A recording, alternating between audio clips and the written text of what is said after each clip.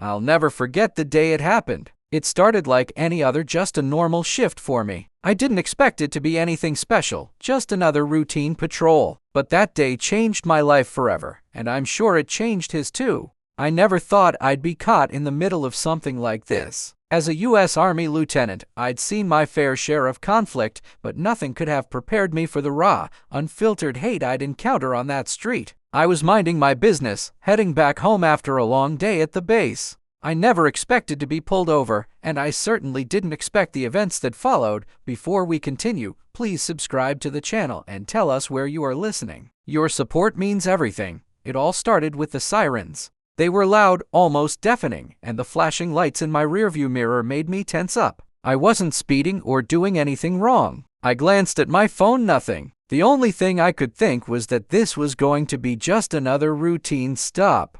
I was wrong. I pulled over to the side, my heart pounding slightly from nerves. I always kept my hands visible on the wheel, like they teach you in the Army. You never know when someone might be too jumpy, or worse, too aggressive. When the officer stepped out of his patrol car, I knew something felt off. He was tall, built like a bulldozer, and had this scowl that could cut glass. He approached my window, and for a second, I saw something flicker in his eyes. Disgust, maybe? That was my first clue. I greeted him, but he didn't acknowledge me. His voice was cold when he spoke. License and registration.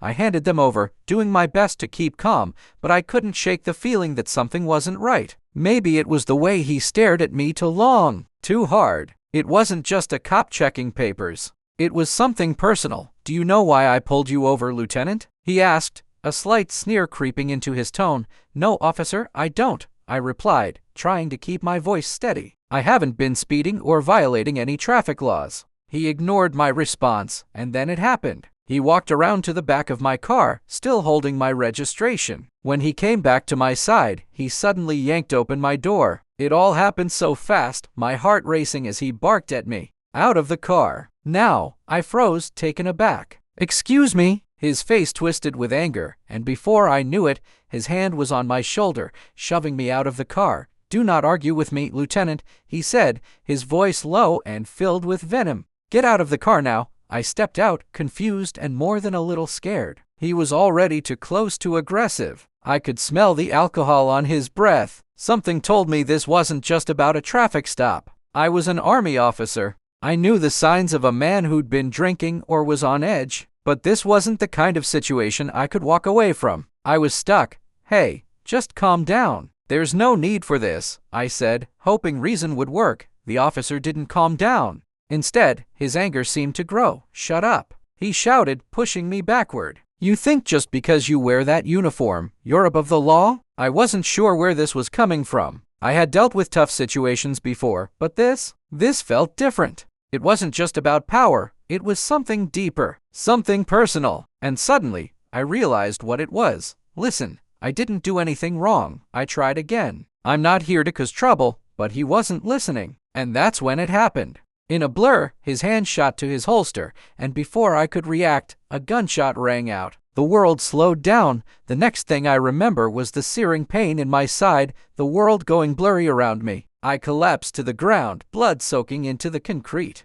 My hand instinctively went to the wound, but it was too much. The pain was unbearable. I couldn't catch my breath, couldn't focus. My mind raced through everything I'd learned as a soldier, every first aid skill I had, but nothing mattered. I was losing consciousness. The officer stood over me, his gun still in his hand, breathing heavily. For a second, it looked like he might shoot again. Stay down, he shouted. But then, something shifted in his eyes. Fear? Realization? Maybe both. I could barely hear him anymore, but I saw him reach for his radio. Then, everything went dark. I woke up in a hospital bed, disoriented and covered in tubes. The pain in my side was unbearable, and I could barely move. My thoughts were jumbled. What happened? The room was quiet, but then the door creaked open. It was a doctor, followed by a couple of officers. They didn't look happy. You're lucky to be alive, the doctor said gently. You lost a lot of blood, but you're going to make it. I wanted to ask about the officer, about the one who shot me, but I could barely form the words. The officer who had been so full of hate and rage. But one thing was certain, he was going to pay for what he'd done. They couldn't just sweep this under the rug. It wasn't just about an officer going rogue.